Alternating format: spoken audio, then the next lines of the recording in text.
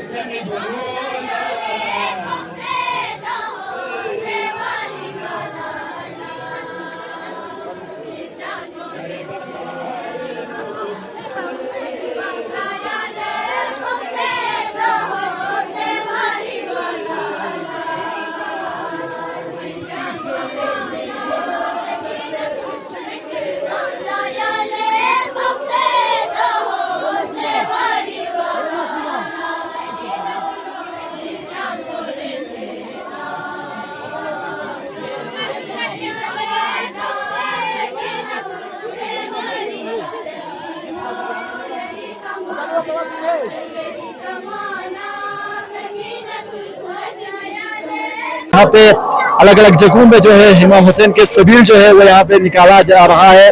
जितने भी यहाँ पे सबील जो है अलग अलग जगहों पे जो है निकाला जा रहा है, उसको लेके सबील को लेके क्या कुछ कहना चाहेंगे? औज़ु बिल्लाहि मिनश शैतानिर रजीम, बिस्मिल्लाहिर रहमानिर रहीम, इन्नल हुसैन मिस्बाहुल हुदा व सफीनतुन नजात। देखिए 13 मुहर्रम की मुनासिबत से यहाँ जैसे ब्राको में प्रोग्राम इनेकाद किया जा रहा है, और आपने पहले ही कहा कि सबील का एहतमाम तमाम जगह मुख्तलिफ यानी कि टेंट लगाकर हमने सबील का एहतमाम किया है।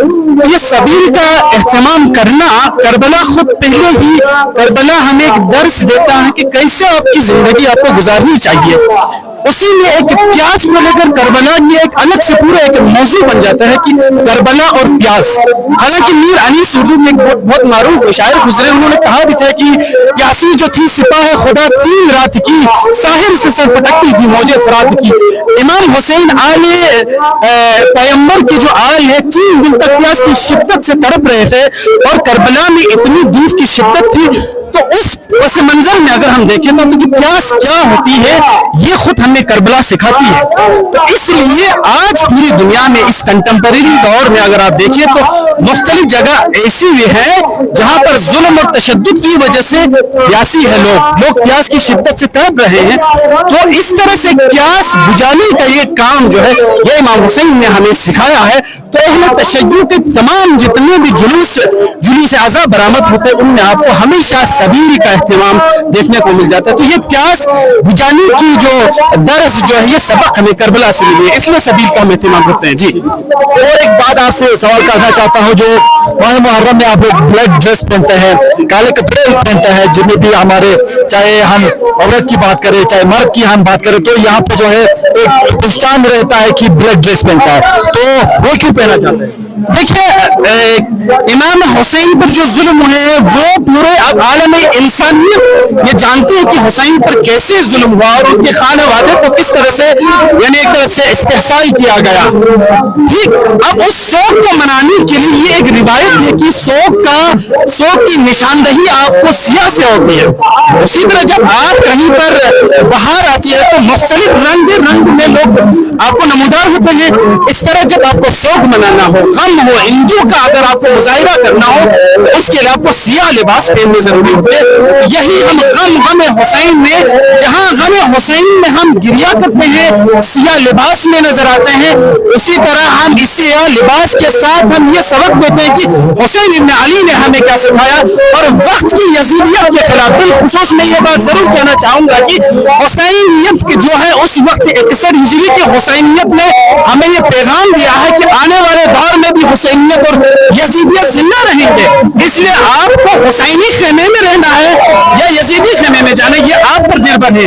लिहाजा बिल्कुल एक नमूना अगर आप देखना चाहे तो फलस्तीन है, लुबनान है, आज ईरान एक हुसैनी किरदार बनकर आपके सामने नमूदार है। लिहाजा हमें सबक लेना चाहिए कि वक्त यजीद को कैसे खत्म किया जाता है। तक़द्दुस अगर करना हो वक्त यजीद को, वक्त यजीद से नबत आज़मा होना हो, तो ईरान का जो एक नमूना आपके सामने आ रहा है, उससे हमें सबक लेना चाहिए और हमेशा हमें जुल्म के खिलाफ डट के खड़े रहना चाहिए। और ये एक मोमिन की निशानी भी है। अल्लामा इकबाल ने जब खूब कहा कि हो हल्के यारा तो बरीशम की तरह नरम, रस्म को बातिल हो तो फौलाद है मोमिन। अल्लामा इकबाल शायरी मशरक़ में हमें कहा है कि अगर मोमिन अपनी बरादरी के साथ, अपनी अहबाब के साथ मिले तो बिल्कुल नरम होता है, लेकिन जुल्म और बर्बरियत के खिलाफ फौलाद की तरह डट के